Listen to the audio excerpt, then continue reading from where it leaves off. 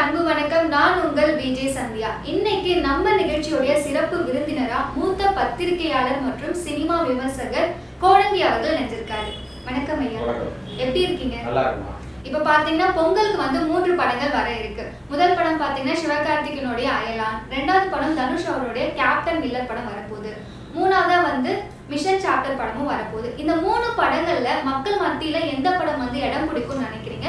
எந்த படம் வசூல் ரீதியாகவும் சாதனை படிக்கும்னு நீங்க நினைக்கிறீங்க? நான் எப்பவுமே இந்த வசூல் இது வரும் அது வரும் சொல்ற ஆளே கிடையாது. எனக்கு ப்ரிடிக்ட் பண்ணலாம் தெரியாது. நான் ஜோசியக்காரன் கிடையாது. அதனால எந்த படம் வந்தாலும் ஓடணும். படம் நல்லா இருந்துச்சுன்னா மக்கள் கொண்டாடிடுவாங்க. அதுக்கெல்லாம் ஒரு அளவுகோல் வச்சுட்டு இது இவ்வளவு வசூல் பண்ணும், இத்தனை கோடிக்கு போகும் அப்படிலாம் பேசுற ஆள்லாம் இல்லை. அதுக்கு ஒரு தனி செக்டார் இருக்காங்க, அவங்க தான் பேசிட்டு இருக்காங்க. நம்ம அதுக்குள்ள போக மாட்டோம். ஆனா இந்த பொங்கல் இல்லை, எல்லா பொங்கல் நேரத்திலயும் பொங்கல்னாவே ஒரு கொண்டாட்டமான மனநிலை இருக்கும். தொடர்ச்சியா ஒரு 4 நாள் அதுக்கு ஒரு லீவ் எல்லாம் கிடைக்கும், வரிசையா இருக்கும். அப்ப எத்தனை படம் வந்தாலும் அதை மக்கள் பார்க்கணும்னு ஆசைப்படுவாங்க. என்டர்டைனிங் ஃபீல்டு தானே இது சினிமான்றது. அதனால 3 படம் இல்லை 30 படம் வந்தாலும் பார்ப்பாங்க, ரசிப்பாங்க. படம் நல்லா இருந்துச்சுன்னா கொண்டாடுவாங்க. அது வசூல் ரீதியா பெரிய லெவல்ல பேசப்படும். ஆனா இப்ப வர படங்கள் எல்லாமே பாத்தீங்கன்னா இப்ப நீங்க சொன்ன எஸ்கே படமா இருக்கட்டும், அயலானா இருக்கட்டும், இல்லைன்னா நம்ம தனுஷ் படமா இருக்கட்டும், கேப்டன் மில்லரா இருக்கட்டும், இல்ல அருண் விஜயோட படமா இருக்கட்டும், மிஷன் சாப்டர் 1, இது எல்லாமே வேற வேற ஜானர்ல இருக்கு. நீங்க கதைக்களம் ஒரே மாதிரி இல்ல. ஒரு காதல் படமா வரிசையா காதல் படம், இவரும் அது படம் அதுவும் அது மாதிரி இல்லாம, இல்ல சண்டை படமா எல்லாம் சண்டை படம் அப்படி இல்ல. நீங்க இவர் கேப்டன் மில்லர் எடுத்துக்கிட்டீங்கன்னா அந்த ஜானரே புதுசு. இது வரைக்கும் தனுஷோட கேரியர்ல இவ்வளவு செலவு பண்ணி ஒரு படம் எடுத்ததே கிடையாது. முதல் முறையா பெரிய பொருட்செலவுல சத்யஜோதி பிலிம்ஸ் அந்த படத்தை தயாரிச்சிருக்காங்க. இவ்வளவு பெரிய செலவு அவங்க கம்பெனி இது வரையும் பண்ணதே இல்லை. பெரிய ஆர்டிஸ்ட் பண்ணிருப்பாங்க, விசுவாசம் பண்ணிருக்காங்க, நிறைய படங்கள்லாம் பண்ணிருக்காங்க. ஆனா தனுஷுக்கு இவ்வளவு பெரிய ஹியூஜ் பட்ஜெட் இதான் முதல் முறை. ஸோ அதுவும் ஹிஸ்டாரிக்கல் பிலிமா இருக்கு. வேற ஒரு பெரிய எதிர்பார்ப்பை ஏற்படுத்தியிருக்கு அந்த படம். சும்மா சொல்லக்கூடாது, நிறைய காட்சிகள் அந்த படத்துல புதுசா நிறைய ட்ரை பண்ணியிருக்காரு. ரொம்பவே நல்லாவே அது அந்த கேமரா சினிமாட்டோகிராஃபி ரொம்ப அவ்வளவு சூப்பரா இருக்கு. அதுக்கு அந்த ட்ரெய்லர்லாம் நல்லாவே ரீச் ஆயிருக்கு மக்கள்கிட்ட. ஆனா என்னன்னா ரொம்ப ராவா இருக்கு.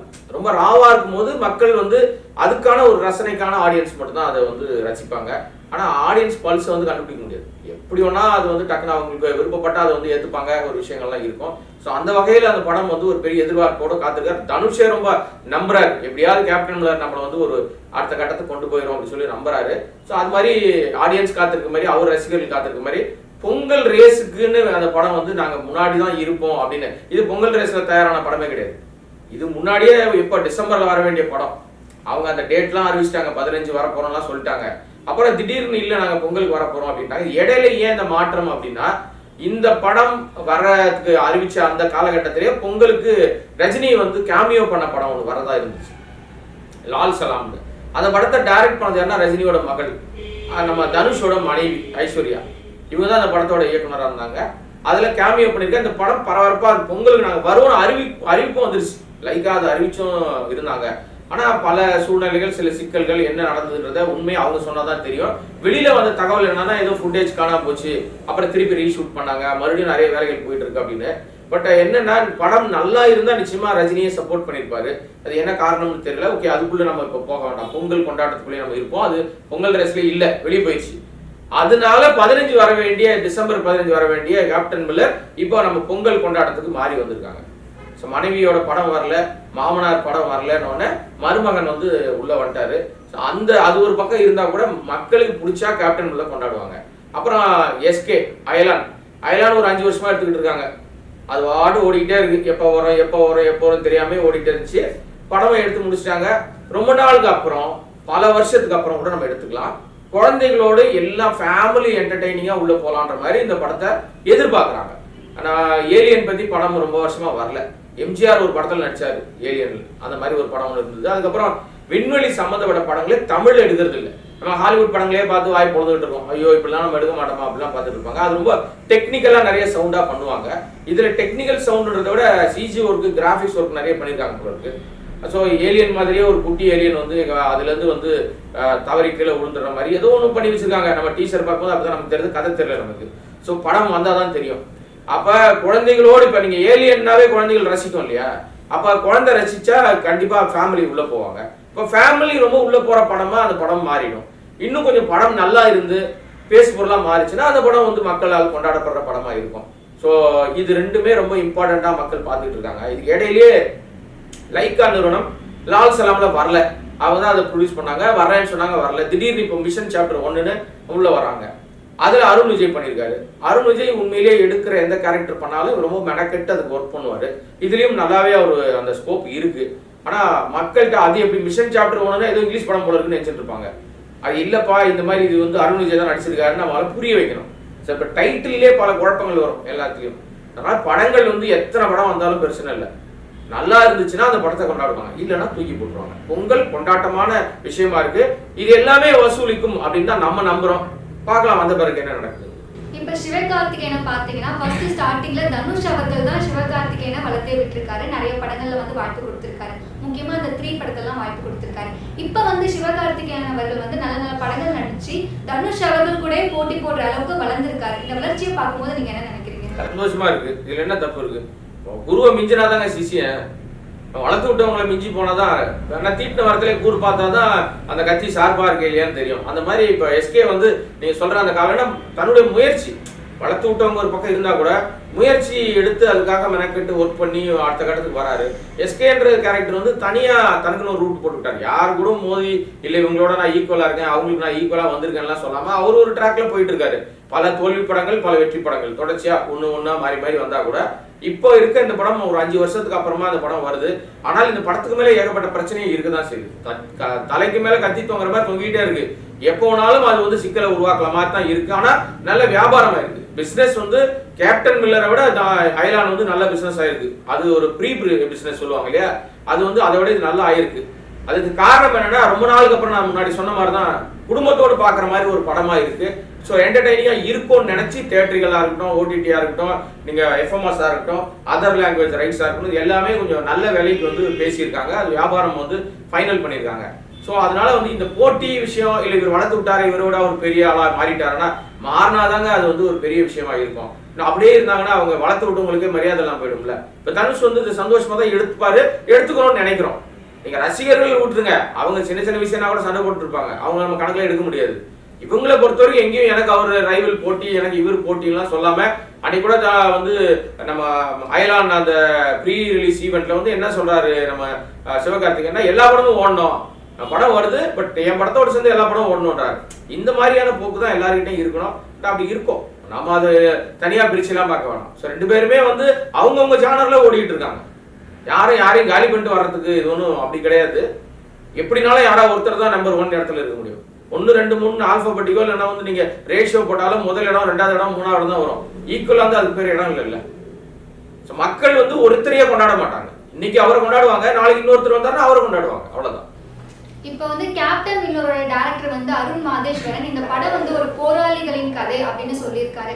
படத்துடைய ட்ரெய்லர்லாம் பார்க்கும்போது நிறைய சண்டை காட்சிகள், அது மட்டும் இல்லாமல் தனுஷ் அவர்கள் வந்து சிவப்பு கலர்ல துண்டை வந்து பயன்படுத்தி இருப்பாரு.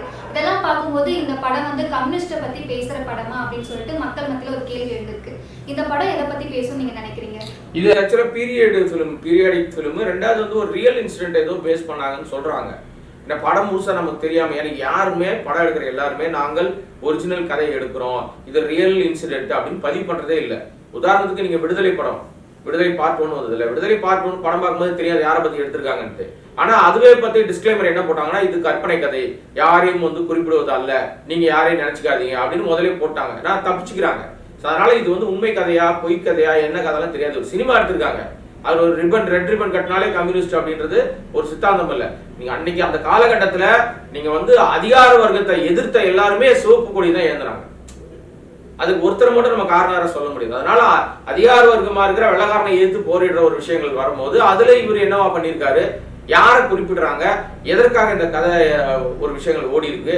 ஏன்னா நான் ட்ரெய்லர் பார்க்கும்போதே நிறைய சம்பவங்கள் நம்ம கண்ணு முன்னாடி வந்துட்டு போகுது. இந்த மாதிரி பல படங்கள் வந்துச்சு. 1947 ஒரு படம், ஆகஸ்ட் நம்ம அந்த சுதந்திர தின அன்னைக்கு வந்த மாதிரி ஒரு படம் எல்லாம் இப்ப சமீபத்தில் நம்ம இவரு எடுத்தாரு, முருகதாஸுடைய தயாரிப்புல வந்தது ஒரு படம். அதுக்கு முன்னாடி இந்த மாதிரி படங்கள்லாம் வந்திருக்கு. ஸோ அது மாதிரி என்னன்னா வரலாற்று படங்கள் வர்றது வந்து இப்போ அதிகமாயிடுச்சு தமிழ்ல. முன்னாடிலாம் அதெல்லாம் எடுக்க மாட்டாங்க. ஒரு காலகட்டம் பிளாக் அண்ட் ஒயிட்ல நிறைய படங்கள் எடுத்துட்டு இருந்தாங்க. அப்புறம் பாத்தீங்கன்னா ஃபேண்டசி ஃபிலிம் ஆயிடுச்சு, காதல் படம் ஆயிடுச்சு, ஒரே சண்டை படம், ஹாரர் படமா ஓடிட்டு இருந்துச்சு. இப்ப மறுபடியும் அந்த பழைய விஷயத்தை திரும்ப எடுக்கிற மாதிரி பிரபலங்கள் இப்படி நடிக்க ஆரம்பிச்சிருக்காங்க. ஒரு பொன்னியின் செல்வன்ல ஆரம்பிச்சு வரிசையா பாத்தீங்கன்னா வரலாற்று நிகழ்வுகள் நிறைய பேர் தொட ஆரம்பிச்சிட்டாங்க. ஸோ அப்படிதான் கடந்த ஆண்டெல்லாம் கூட ஒரு யாத்திசைன்லாம் ஒரு படம் வந்தது. அந்த படம் வந்து எல்லாமே வந்து ரொம்ப ரொம்ப பெக்யூலியரா நிறைய புதிய விஷயங்கள்லாம் பண்ணாங்க. நாங்க ஒரு பெரிய மைனஸ் என்ன பண்ணிட்டாங்கன்னா, தமிழுக்கே தமிழ்ல சப்டைட்டில் போட்டாங்க. ஆக்சுவலா நம்ம முன்னாடி பேசுற அந்த தமிழ் வார்த்தைகள் இப்ப வழக்கொழிந்து போயிடுச்சு. அதை தேடி கண்டுபிடிச்சு இவங்க போட்டு அதுக்கே தமிழ் சப்டைட்டில் போட்டோம்னா அந்த படம் வந்து பெருசா மக்கள்கிட்ட போய் சேரல. பட் நல்லா பண்ணியிருந்தாங்க. அந்த மாதிரி நிறைய விஷயங்களை தேடி தேடி எடுக்கிறாங்க. தனுஷ் கேரியர்ல இது புது அட்டெம்ப்ட். அது எப்படி நம்ம மக்கள்கிட்ட ரீச் ஆகும்ன்றத வெயிட் பண்ணி தான் பார்க்கணும். இப்ப தனுஷ் படங்களை விட எஸ்கே படங்கள் வந்து வசூல் ரீதியா அதிகமா வசூலிக்குது அப்படின்னு ஒரு கருத்து இருக்கு. டான், டாக்டர் இந்த படத்தை பார்க்கும்போது அது ரெண்டுமே வந்து வசூல்ல வந்து நல்லதா வந்திருக்கு. அதே மாதிரி இப்ப வந்து அயலான் படமும் வந்திருக்கு. இந்த படமும் வந்து வசூல் ரீதியா சாதனை பிடிக்கும். இல்ல, நீங்க அந்த சாதனை வசூல்ன்ற விஷயத்துலயே நம்ம திரும்பி போகணும். என்னன்னா, எதுவா இருந்தாலும் மக்களுக்கு பிடிக்கணும் அந்த படம். நீங்க முன்னாடி படம் வசூல் பண்ணிச்சானா படம் வரதுக்கு முன்னாடி யாராவது டானை பத்தியோ டாக்டரை பத்தியோ பேசுனாங்களா? பேசிருக்க மாட்டாங்க. டான் மக்களுக்கு பிடிச்சது, டாக்டர் பிடிச்சதுன்னா படம் வந்த பிறகு ஆடியன்ஸுக்கு பிடிக்குது. ரசிகர்களால் மட்டும் ஒரு படம் ஓடிடாது. ரசிகர்களால் இந்த படம் ஓடிச்சு அப்படின்னா எந்த படத்தையும் சொல்ல முடியாது. அப்படின்னா நீங்க வந்து நிறைய நடிகர்கள் படம் சொதப்பி இருக்க, ஓடாம போயிருக்க, அப்ப அவங்க ரசிகர்கள் இல்லைன்னு ஆயிடுமா? ரஜினிக்கு இல்லாத ரசிகர்களா, விஜய்க்கு இல்லாத ரசிகர்களா, அஜித்துக்கு இல்லாத ரசிகர்களா? இப்ப இவங்களுக்குலாம் படங்கள் வந்து நிறைய படங்கள் வந்து ஃபிளாப் ஆயிருக்குல்ல. அப்ப அவங்க ரசிகர் ஓட வச்சிருக்கணும்னா அவங்க ஓடி இருக்கணும்ல. மக்களுக்கு பிடிக்கணும். ரசிகனுக்கு எல்லா படமும் பிடிக்கும். படம் குப்பையா இருந்தா கூட படத்தை கொண்டாடுவான். என் தலைமை யார் தெரியுமா அப்படின்னு கொண்டாடுவாங்க. ஆனா மக்களுக்கு எப்ப அந்த படம் பிடிக்க ஆரம்பிச்சு, மவுத் டாக்ல பேச ஆரம்பிச்சு, மறுபடியும் ரிப்பீட் ஆடியன்ஸ் வர ஆரம்பிச்ச பிறகு, குடும்பங்களா வந்து கொண்டாட ஆரம்பிச்ச பிறகு தான் படம் வெற்றி படமா இருக்கும். வசூல் நீங்க சொல்ற வசூல்லாம் வரும். இந்த படத்தை பொறுத்த வரைக்கும் இப்ப நம்ம சொல்றோம் படம் குழந்தைகளோடு பாக்குற மாதிரி, குடும்பத்தோடு பாக்குற மாதிரி இருக்குன்ட்டு. படம் வெளியில வந்த பிறகு தான் தெரியும். ஒரு ஷோலே தெரிஞ்சிருங்க. இது கேப்டன் இருக்கட்டும், அயலானா இருக்கட்டும், எந்த படமா இருந்தாலும் ஒரே ஷோ பார்த்த உடனே அது வெளியில வரும்போதே அதோட ரிசல்ட் நமக்கு தெரிஞ்சிடும். இந்த படம் தாக்கு பிடிக்குமா, தாக்கு பிடிக்காதா? வியாழக்கிழமை ரிலீஸ் ஆகுதுன்னா ஞாயிற்றுக்கிழமை வரையும் இந்த படம் இருக்குமா, இல்ல தூக்கிட்டு வேற ஏதாவது பழைய படத்தை உள்ள போட்டுருவாங்களா? பாருங்க, நீங்க சமீபத்தில் இருக்கிற நிறைய தியேட்டர்கள்ல 20 வருஷத்துக்கு முன்னாடி ரிலீஸ் ஆன படத்தை ரீ ரிலீஸ் பண்ணிட்டு இருக்காங்க. அப்ப படம் எடுக்காம இருக்காங்க. வருஷத்துக்கு 250 படம் வருது. 200க்கு மேற்பட்ட படம் தான் தமிழ் எடுக்கிறாங்க. ஏன் தியேட்டர்ல ரீ ரிலீஸ்க்கு தியேட்டர் ஒதுக்குறாங்கன்னா வசூல் வரமாட்டேங்குது. ஆடியன்ஸ் பழைய ரஜினி படம் முத்து போட்டாலும் பார்க்க வரான், கமலஹாசன் ஆள வந்தாலும் போட்டாலும் பார்க்க வரான். அன்னைக்கு ஆள வந்தாலும் ஓடல, பட் இப்ப ஓடுது. ரசனைக்கு, மக்கள் ரசனைக்கு ஏற்ற மாதிரி படம் எடுத்து கொடுத்தாதான் மக்கள் ஏத்துப்பாங்க.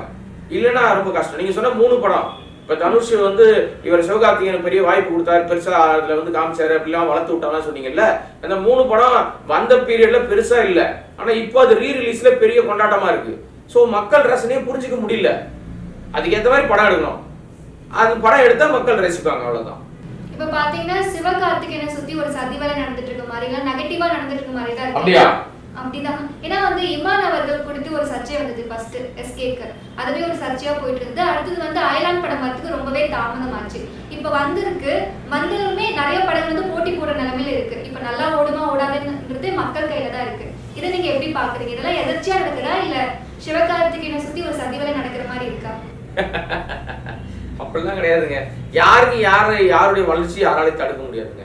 சதிவேலை பின்னி நீங்க என்ன நினைச்சாலும் ஒரு உயரத்தை மக்கள் அங்கீகாரம் கொடுக்கணும்னு நினைச்சிட்டாங்கன்னா நீங்க என்ன சதிவேலை பின்னாலும் அது அந்த வளர்ச்சியெல்லாம் தடுக்க முடியாது.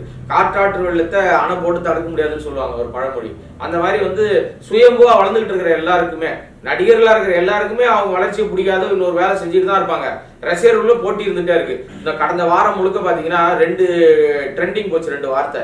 நம்ம அந்த வார்த்தை சொல்றதுக்கே சங்கடப்படுற 2 வார்த்தை. ஒன்னு ரஜினி குறித்து, இன்னொன்னு வந்து விஜய் குறித்து. இந்த 2 வார்த்தையை ட்ரெண்ட் பண்ணிட்டு இருக்கிற யாருன்னா, ஒன்னு இவர் ரசிகரா இருப்பான், இல்ல அவன் ரசிகரா இருப்பாங்க. இந்த 2 ரசிகர்களுமே போட்டியில தான் போட்டுக்கிட்டே இருக்காங்க. ஆனா எந்த இடத்துலயுமே ரஜினி வந்து விஜய் திட்டினதுல, விஜய் வந்து ரஜினியை பேசுறது இல்ல. இவங்க நடிகர்களுக்குள்ள போட்டி இருக்கிற மாதிரி தெரியல. ஆனா ரசிகர்கள் பஞ்சாயத்து பண்ணிட்டு இருக்காங்கல்ல, அந்த மாதிரிதான் இப்ப நீங்க சொல்ற இந்த சதி வலையா இருக்கட்டும். அவர் வந்து ஏதோ ஒரு கருத்தை சொன்னாரு, அது ஒரு பெரிய வைரல் ஆச்சு. அது பிற்பாடு இவர் எதுவும் பேசவே இல்லை. இந்த படம் தாமதமானதுக்கு வந்து இந்த சதியா காரணம்? அது கிடையாது. பணத்தட்டுப்பாடு, பிரச்சனைகள். ஒரு படம் எடுத்து முடிக்கணும்னா எவ்வளவு கஷ்டம், சிரமம்ன்றதும் தெரியாது. நாம ஏதோ 2 மணி நேரம் ரசிச்சுட்டு வெளியே போயிடுறோம், 2.5 மணி நேரம் படம் பாக்குறோம், கமெண்ட் அடிச்சுட்டு வெளியே போயிடும். அந்த உழைப்பு இருக்குல்ல. ஏன்னா நான் இபிஎல்லாம் வேலை பார்த்திருக்கேன், எக்ஸிக்யூட்டிவ் ப்ரொடியூசரா படங்களை உருவாக்குறதுனால தெரியும் அந்த கஷ்டம் என்ன, சிரமம் என்னன்னு. இதை யோசிக்கிறதே கிடையாது. பட் படம் நல்லா இருந்தாதான் நீங்க எவ்வளவு உழைச்சாலும் என்ன பண்ணாலும் மக்கள் அங்கீகாரம். படம் நல்லாவே இல்லைன்னா, நான் இப்படி கஷ்டப்பட்டேன், நான் உழைச்சேன், நான் எத்தனை வருஷம் உருண்டு பரண்டேன் தெரியுமா அப்படின்னு சொல்றதெல்லாம் எடுபடாது. ஸோ ஆடியன்ஸ்க்கு ஏற்ற மாதிரி பல்ஸ் பிடிச்சி நீங்க பண்ணணும். என்ன சதி பண்ணாலும், படத்தை ஓட்ட விடாம தடுத்தாலும், தியேட்டரே கொடுக்காம நீங்க வந்து முரண்டு பிடிச்சாலும் படம் பிடிச்சிருச்சு அப்படின்னு சொன்னா அது பெரிய மார்க்கெட்டுக்கு வந்துடும். கடந்த காலத்துல சித்திரம் பேசுதடின்னு ஒரு படம், அந்த படம் வந்து ஃபர்ஸ்ட் ரிலீஸ் பண்ணாங்க. அப்போ வந்து அந்த படத்தை ரிலீஸ் பண்ண நம்ம ஆஸ்கார் ரவிச்சந்திரன் ஒருத்தர் தயாரிப்பாளர், அவருக்கு வந்து பெரிய இங்க எல்லாம் தயாரிப்பாளர் ரெட் ப்ளூ செங்கல் எல்லாம் என்ன கலர் கலரா போட்டு வச்சுட்டாங்க, எல்லாம் தடை. இந்த சொல்லுவாங்க ரெட் கார்டு போட்டோம், ப்ளூ கார்டு, ரெட் கார்டு என்னன்னு சொல்லுவாங்கல்ல, அந்த மாதிரி அவருக்கு ஒரு தடை போட்டு வச்சிருந்தாங்க. ஆனா அந்த படம் வந்து மக்கள்கிட்ட போய் ரீச் ஆக ஆரம்பிச்சு ஒரு பாட்டு, அதுல பெரிய ஃபேமஸ் பாட்டு அந்த பாட்டு. ஸோ அந்த பாட்டு அதன் மூலமா அந்த படம் பேசப்பட்ட விஷயம்லாம் பார்த்த உடனே திருப்பி அதை வந்து மறுபடியும் வந்து ரீரிலீஸ் பண்றாங்க ஒரு வாரம் 10 நாள் கழிச்சு. பட்டை கிளப்புது எல்லா இடங்கள்லயும். என்ன தடை போட்டு என்ன பிரயோஜனம்? மக்கள் அங்க வந்து ஏத்துக்கிட்டாங்க இல்லையா? அந்த மாதிரிதான் நீங்க என்ன பண்ணாலும், என்ன சதிவடம் பண்ணாலும், யார் என்ன பின்னாடி வேலை பார்த்தாலோ, இல்ல இவருக்கு நேராவே எடுத்து வேலை பார்த்தாலோ, சிவகார்த்திகேயனுடைய வளர்ச்சியை தடுக்கணும்னு நினைச்சாலோ தடுக்க முடியாது, வளர்வாரு. இல்ல அவர் சரியில்லை அப்படின்னா ஆட்டோமேட்டிக்கா என்னதான் தூக்கி விட்டாலும் கீழே விழுந்துருவார். இது எல்லா நடிகருக்கும், சிவகார்த்திகேயன் மட்டும் இல்ல, எல்லாருக்கும் இதுதான் பொருந்தும். தனுஷ் பத்தி பரபரப்பா ஒரு கட்டத்துல வந்து சர்ச்சைகளா ஓடிச்சு. இப்ப தனுஷ் பத்தி அந்த மாதிரி யாரும் பேசுறது எல்லாரும் மாதிரி ஓடிட்டு இருக்காரு. சிம்பு பத்தி வராத சர்ச்சையா?